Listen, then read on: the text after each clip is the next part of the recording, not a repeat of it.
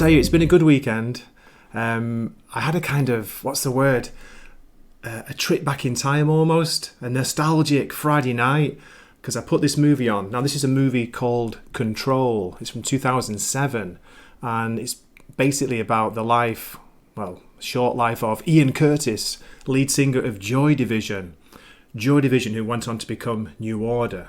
So, I guess there's no spoilers because you must know the story. It's a tragic story, but it's also a really good story. It's an exciting story if you're into music, and we're going to get into that. But, oh yes, let's shout out Blair to Blair as well. Hey, good to see you, man. Great. So what I'm going to do a bit of a, not a deep dive, but go through the movie a little bit, maybe half the movie, show some photos. I've got a couple of clips prepared, just short ones. I want to introduce you to a proper Manchester accent because it starts off in Macclesfield, which is a part of Manchester, and of course all the characters pretty much speak in a northern Manchester accent, so yeah, even more than me, if you can believe that. So looking forward to it. Yes, Grey Division. That's right, awesome one. Grey Division. Now, you know what the actual name is from, don't you? It was controversial even at the time, and I reckon you'd get cancelled if you tried to do it now. But wasn't it to do with the certain group in Germany and a brothel they kept? Wasn't it the name of their brothel? But before they were called Joy Division, they were called Warsaw. There we go. Let's have a look. So, a quick intro from Wikipedia. Control is a 2007 British biographical film about the life of Ian Curtis, singer of, this is what Wikipedia says, the late 1970s English post-punk band Joy Division. Post-punk, there we go.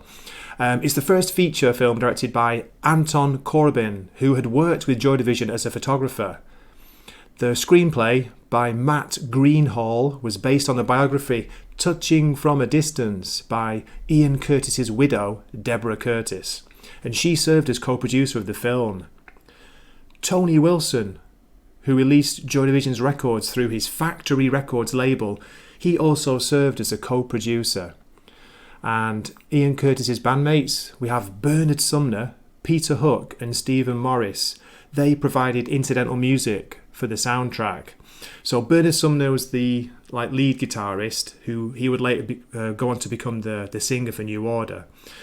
Peter Hook, Hooky, is the bassist. He's got that classic bass line. And Stephen Morris was the drummer. So the film stars Sam Riley, who I didn't know before this movie, and he is phenomenal. He's amazing as Ian Curtis in this. He's got a very, very soft-spoken. He was very softly spoken apparently in real life, and yeah, he even looks like him. It's kind of uncanny. And Samantha Morton, she became pretty famous, didn't she, after this? But I'll tell you what, breakout role for Sam Riley. I don't know what else he's been in, but I will have a look. Who else is in this? Let's see. I don't think there are that many famous names, but it says here about the cast yet. Sam Riley, he was relatively unknown before the film. The director initially wanted Cillian Murphy for the role, but later changed his mind. There we go. So, as I say, the film is based on Ian Curtis's, his wife, his widow, Deborah Curtis. So, it is based on the truth. Of course, they will, exaggerate things. They will fictionalize a little bit of things. But from what I've heard, if you've seen this movie, or if you've seen this, and what else? Oh my God, I'm miles away. The movie called 24 Hour Party People. Have you ever seen that? Now, that also talks about Joy Division, the story, and Ian Curtis. It's part of that movie. It's not a major part, but they were saying 24 Hour Party People is not really that accurate. It's been kind of fictionalized quite a bit.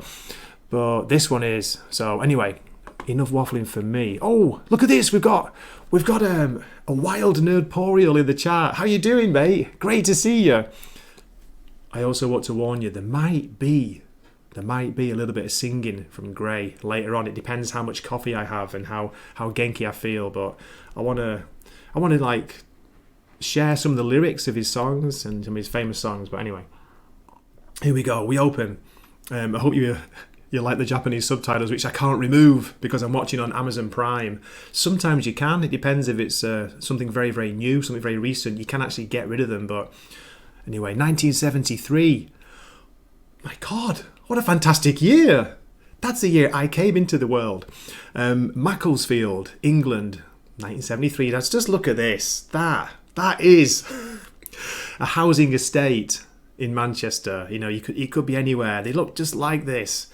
And as I was saying, this film really took me back. Yeah, you know, I don't remember 1973, but seeing the sites, the buildings, the architecture, the 70s fashions, of course, a little bit before my time because I was a little kid, but it really was and really made me feel nostalgic.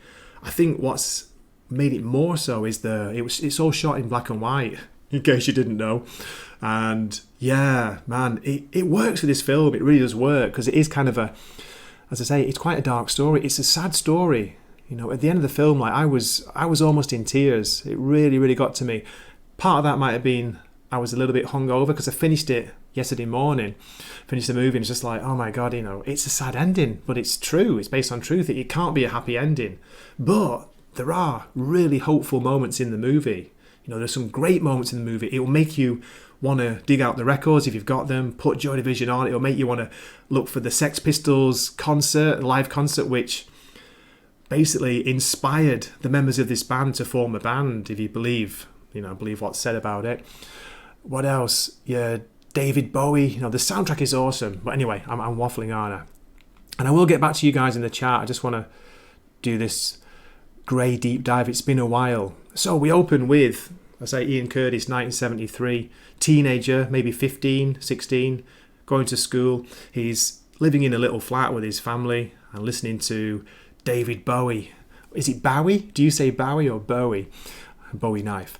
David Bowie records, smoking in his room. He's writing poetry. You know, it's the typical, what do you call it, origin story of a singer. Let's look at this here. Look at this image. You've got the David Bowie album. Is that Aladdin Sane? I'm just going off the top of my head. Maybe not. I'm not sure. Let me know in the chat. There's a NME, a New Musical Express, in the background just below the vinyl record. Can you see it? That was I don't know if it still is, it was the biggest, you know, musical journal, like whatever, paper, not really paper. It wasn't a magazine, it was looked like a little newspaper, but the NME, baby, that was the one. And just this vinyl, this little vinyl record player, man.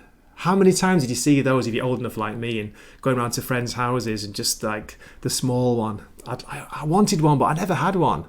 My brother did. So we get to meet Ian, one of Ian's friends. He comes around to Ian's flat and his friend brings his girlfriend at the time. So his mate was seeing this girl called Deborah. Deborah? Remember Deborah?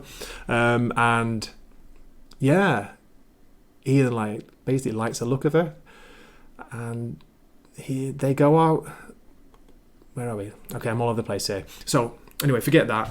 We get a scene of Ian at school. This is again such a British 1970s image. You've got the boys wearing the blazers, you know, shirt, tie, looking bored. Look at the haircuts. It's pure 70s, isn't it? He's not focused in the lessons. You know, he's kind of writing, not song lyrics yet, but he's writing poetry. He's doodling, thinking about becoming, you know, getting out of there, dreaming. Then there's a scene here where I think he's at his grandma's house and he's with his mate and he goes off to the bathroom and he's checking a medicine cupboard, as we used to call it. He's checking what she's got and taking some pills to take with his mate. So now have a look at this. This is Ian. He's taking his mate's girlfriend out. I don't know if they split up yet. I don't know if he knows about it, but taking her to see.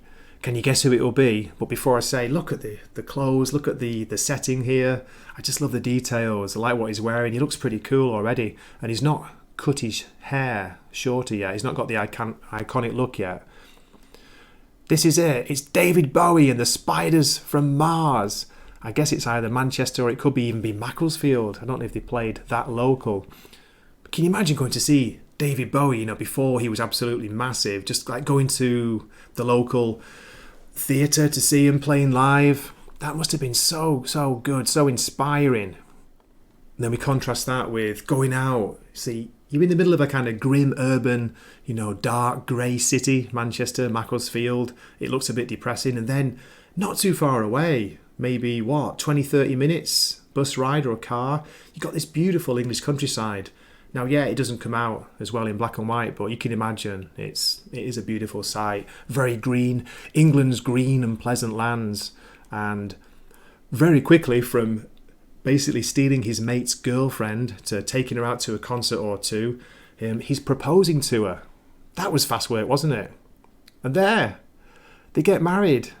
Ian Curtis, Deborah Curtis. Sam Riley, the actor, Samantha Morton, looking good.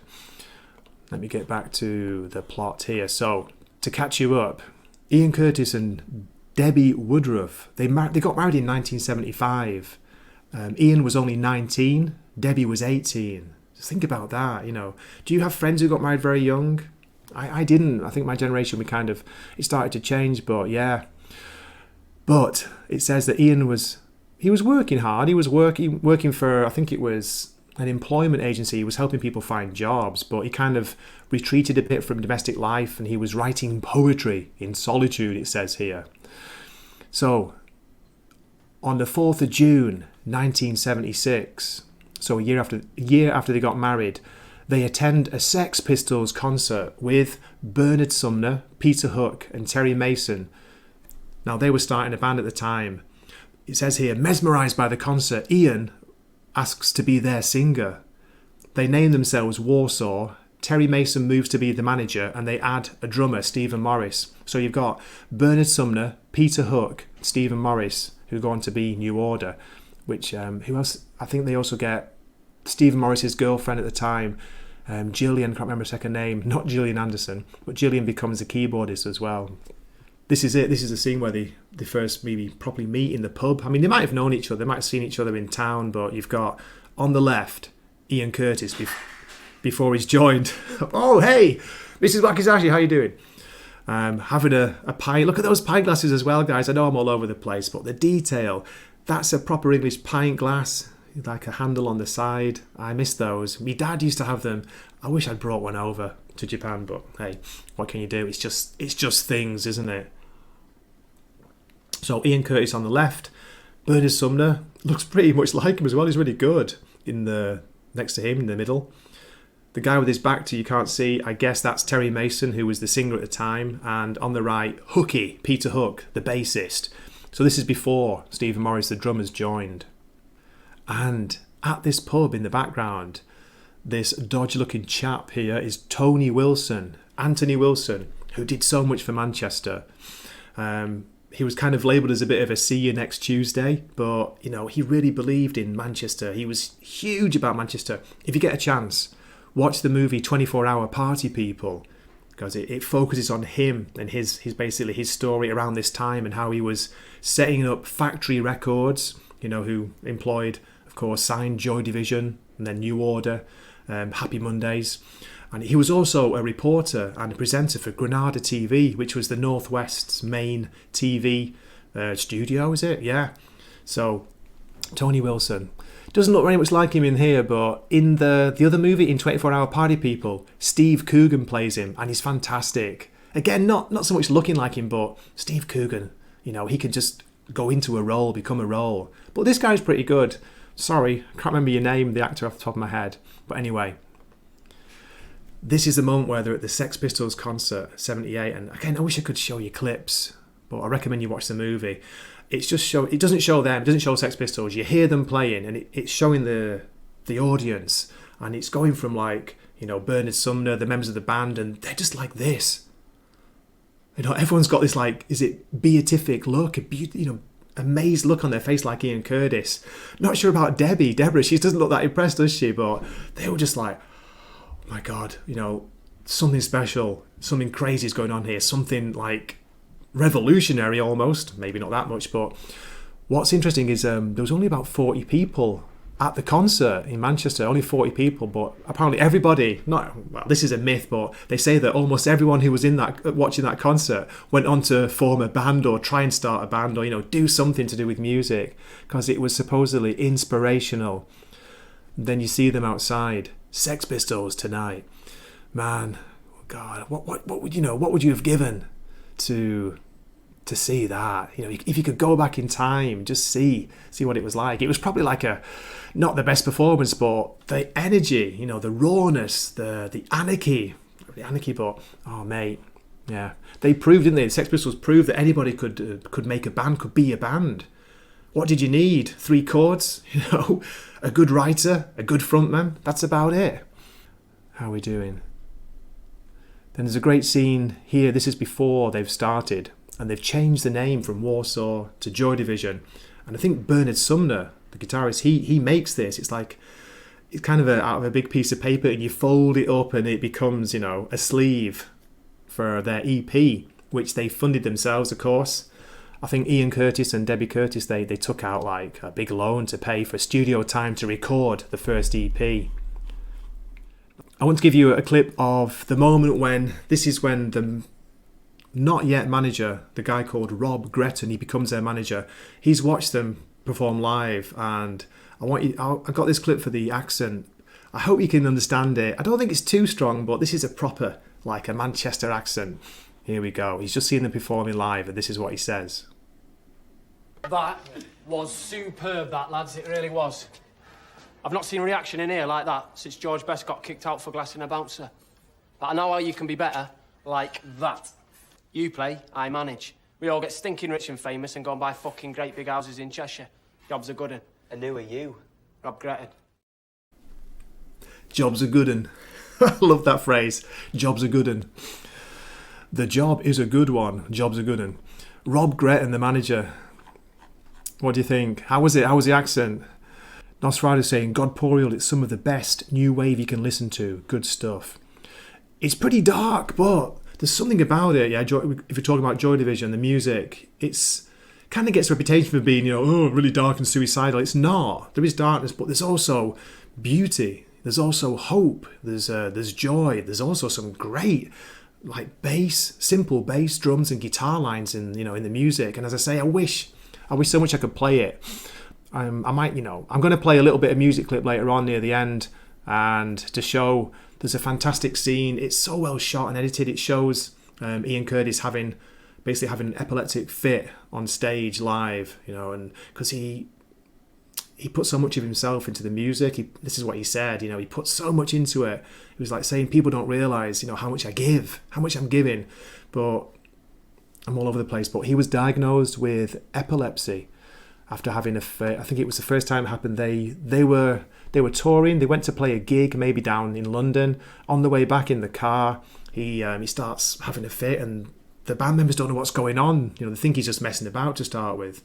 But yeah, I'm getting ahead of myself. Stephen Ransom saying, I had the same look on my face when I heard Scar for the first time. A true wonder. Yeah, don't you just love it when something hits you? But it could be it could be music, it could be a movie, it could be a painting, I don't know, a sight, a natural sight, a sunset, a sunrise. But yeah, when something gets you, something almost takes you out of yourself, you get that rush, that little like tingle up your spine. Maybe you feel, oh my God, the hairs on my arms are standing on end. What's going on? What's happening? You're channeling some kind of energy, maybe? Or am I just talking nonsense? That's the question. We've got Tony Wilson, and he's showing the EP on Granada TV, talking about Joy Division, which was a big thing back then. This was before. I think this was before he'd signed them. Yeah, it was. Then he goes to watch them play live, and he is blown away. He's impressed. He's like, okay, I can see something here, looking good. And in this shot here, we start to see Ian Curtis's weird, kind of freaky, almost spasmodic dancing, which he became a little bit famous for. It's kind of weird. It's like really jerky. Might have had something to do with the brain problem, the epilepsy. But at times, it even triggered a fit. It would come on. But again, I'm sorry, I'm all over the place. I'm ahead of myself.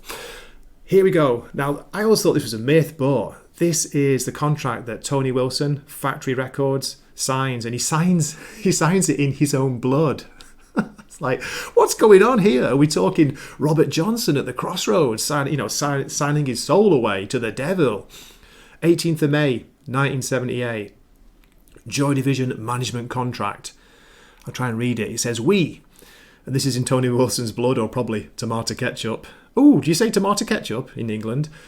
Ian Curtis, Bernard Sumner, Peter Hook, Stephen Morris. We hereby retain you, Tony Wilson, as our exclusive manager in the operation of our music publishing, blah, blah, blah. So, is this an official contract? I don't think so. Do you? Would that go, would it stand up in court? And there's a funny scene in the movie where I think they say, Tony, because he's just finished like writing it in his blood. Tony, you've only put one S on Morris, Stephen Morris. It's two S's. So they make him open up his cut finger again and just put the extra S, and then he faints. Now that's probably just for the movie, isn't it? He faints in the pub. It's like, passes out. Funny scene. I liked it anyway. And this is what I was talking about. This is when they go down, they play a gig in London, and on the way back, Ian has a fit in the car. They don't know what's going on. They get him outside on the road. He calms down, and they take him to hospital, of course. Goes to hospital, and he gets prescribed with basically a load of drugs. The doctor tells him it's almost experimental. They're trying to find, what works with what.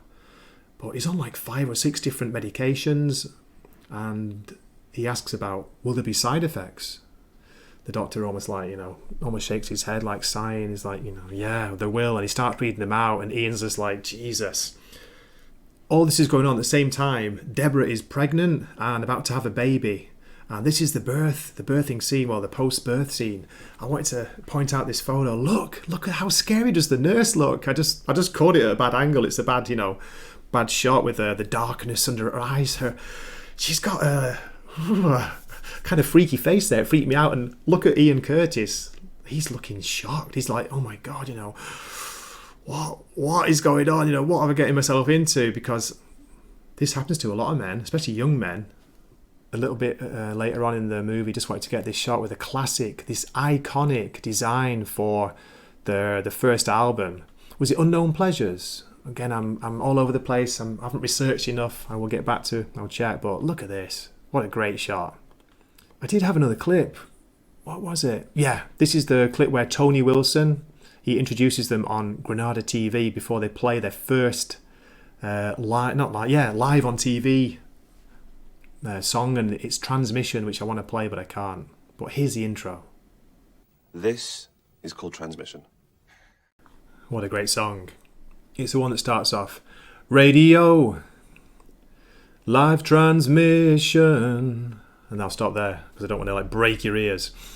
Yeah, great song. Wish I could play it. I played it on my, the Wakizashi Radio channel that's been nuked, by the way, by YouTube. It's still there, but every stream I did, of course, just got copyright claimed and blown up to hell. I didn't get copyright strikes, but I just got told we can't show this video in certain territories. So it's like, yeah, whatever. It's on Rumble though. But yeah, Transmission is a great song. It's simple. It's the bass, the guitar, just pulsing.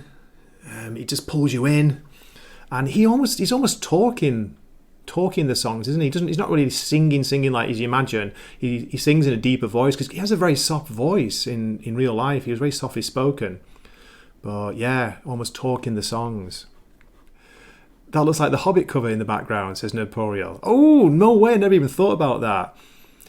It's a beautiful design. Again, I'm forgetting names, but it might be, was it Tony Saville? No, Peter Saville, who went on to do a lot of the designs for New Order album covers and Joy Division. There's a famous story about that. Peter Saville, he designed the sleeve for New Order's single Blue Monday. If you remember that one, that's a really famous one. And this is in 24 Hour Party People, the other movie, but it's basically, it was so expensive, the sleeve and the pressing, that they were going to lose money on every 12-inch single sold of that track here, Blue Monday. I think they were going to lose like 5 pence, which it sounds nothing, but at the time it would have been a lot of money. So Tony Wilson, the manager's like, yeah, don't worry about it. I don't care. This design is awesome. I want this design. It's beautiful. It looks gorgeous. I don't care. It won't sell. It went on to become one of the biggest selling 12-inch dance singles at that time. It didn't ruin them, but they were losing money on every sale, and it was huge. because of I think the remixes. There was a really good long remix of it. Look out for that. Very simple song again, but yeah, Blue Monday. And they kind of hijacked that track for Wonder Woman 1984. How dare they? It's the one that's like, how does it go? How does it feel to treat me like you do when you lay your hands upon me and you show me who you are? And that's Bernard Sumner, not Ian Curtis. That's when Bernard Sumner had taken over, as the lead singer, and they changed from Joy Division to New Order because they lost a member of the band, tragically. Okay, where are we? Now, into the story, into the film, into Ian Curtis's life comes Anique. It's almost like Aniki Nosferatu. Anique, she's called. I think she was, again, I'm off the top of my head, she might have been Belgium. She was certainly, as Peter Hook says, well, she's foreign. She's from somewhere else. And I think Rob Greta, the manager, was like saying hola to her, which is Spanish. But anyway, she comes into his life as basically, she says she's a journalist and she wants to interview Joy Division. But it turns out she's not really a journalist. It's her hobby. But look at that look. Come on, ladies and gentlemen out there, look at that look. This is the look she gives him. And she falls for him straight away, for Ian Curtis. Whew. I remember when a woman used to look at me like that. This is a moment where she's come to see them live and Ian has collapsed on stage, which I'm going to show from that clip. Again, it will have music in, so I'll probably get struck later, but it doesn't matter. I don't care. I can maybe take it out. Actually, yeah, forget it. I'm going to play the clip. Let's stop sharing. Let me play this clip. I want to show you. Now, the reason I've took this clip out is because, yeah, it's got a little bit at the end of the song, but the way it's been edited, it's flashing, it's strobing, so warnings out there if you're sensitive to that, flashing lights. But it shows him having the, starting to fit on the stage. Just, well, enough from me. Let me just play it. There's a moment in this, I can't even describe it. It's not just the strobe lights, not just the cuts. Just before he collapses, just look out for it. There's like amazing moment. It's almost like a photograph. It just catches him. I don't know how the director did it or the editor, but it's beautiful. Anyway, enough from me. Let's play the clip. Let's take a chance.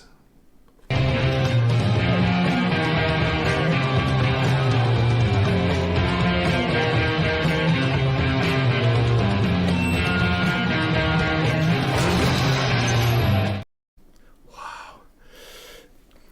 Did you catch it? Did you see it? It was that moment where you just get this brief, like, flashing clip. It's like in shock, and you hear feedback in the background. I don't know, it just got me, something about it. And then he's down, he's on the floor, he's collapsed. Very impressive. Jacob, it is in black and white. It's right up my alley, and I think it really works with this. It's not just it set back in. It's only the 70s, so it's not that long ago, but it really adds to it, and it's beautifully shot, mate. It's gorgeous to look at. As I say, it says the director, it was his first feature. I didn't know his name, Anton Corbijn, but he was connected. He was a photographer, a Dutch photographer who was taking photographs of Joy Division. So it's good to see that connection. He knew the band. He knew them very well.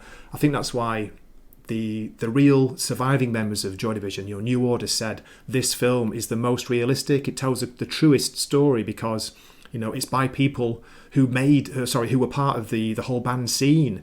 The photographer, Ian Curtis's widow, his wife Deborah Curtis. It's based on her memoir, Touching from a Distance.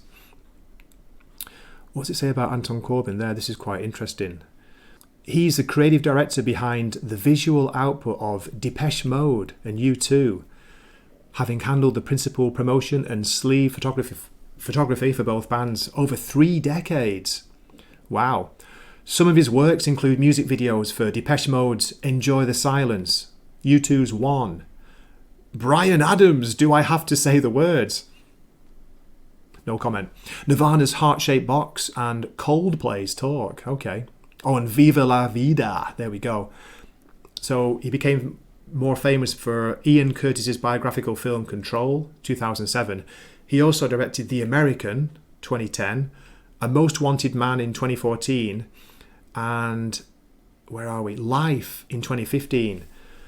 Now, Life sounds quite good. I don't know that. It's a movie apparently about the friendship between Life magazine photographer Dennis Stark and James Dean. Sounds good. Oh, before I do that, just let me force you one more song. There's a fantastic song, very moving song called Atmosphere by Joy Division. If you heard it, you'd know it straight away. Again, I wish I could play it. I can't. They play it at the end. They play it, at his funeral. There's a really creepy, kind of freaky music video for Atmosphere. If you check it out on YouTube, you can find it. It's bizarre. But at one point, there's these weird hooded figures just doing weird things. It's shot in weird black and white. It's really grainy. At one point, they're carrying a huge photograph of Ian Curtis's face. So I think it was, it's done in tribute to him. I'm not going to sing it all. I'm just going to read some of the lyrics. It starts off, walk in silence. Don't walk away in silence. See the danger. Always danger. So it's very simple, simplistic. People like you find it easy, naked to see, walking on air, hunting by the rivers, through the streets, every corner, abandoned too soon, set down with due care. I love that line, set down with due care. That's what I titled the chill stream, but it's so, I'm getting tingles now just reading it. But yeah, hunting by the rivers, through the streets, every corner, abandoned too soon, set down with due care, don't walk away in silence, don't walk away. Man, when you hear the original, it's going to give you chills, man. It's going to give you goosebumps. And if you can find that video, as I say, it's kind of creepy. It's a bit weird, but I recommend it. Okay. Guys, this is the actual band. This is... Oh, yeah. This is the actual band. Yeah, so on the left, you've got the drummer, Stephen Morris, I think. That's Ian Curtis next to him. Then you've got Bernard Sumner, the guitarist, and Hooky, Peter Hook, the bassist. But, yeah... that scene, that shot again, Stephen, with the housing estates, as we call them in Manchester, in the north, in the background. What do you call those in America? It's just like council flats or housing estates. Yeah, basically, yeah. Manchester's kind of the ghetto, the hood. Not all Manchester, but there are big areas of it. Those Yahtzee designed buildings. Oh God, they're still building them today. Like soul destroying. Horrible. They're putting them up all over the place in LA. I mean, they're the new shiny as opposed to the old concrete, but they're still the same shapes. The projects. Okay. Yep. Dude, I can't believe this is the actual band. Casting should be awarded. They totally nailed these guys in the film. Yeah, they look really Stephen, what's even better is the cast sang most of the songs. They actually sang them because it's not that difficult, just singing in a deep voice, but they played. So when you see the soundtrack to it, it's like not performed by Joy Division, it's performed by, and it's got the actors' names. Like, no way. So they actually did. That's awesome. The projects. Oh, very cool. But yeah, it's such a sad story. You talked about how the music industry can destroy people, destroy lives, and for many reasons. But I felt bad for him because, he suffered from depression. He had the epilepsy come on, and then he was having a relationship with another woman, and, his wife wanted to divorce, just had a baby. It all got on top of him. He was on crazy medication at that time. They were trying to find a balance. I'm sure, So, yeah, sad. Very sad story. Too young, isn't it? 23. It's too young.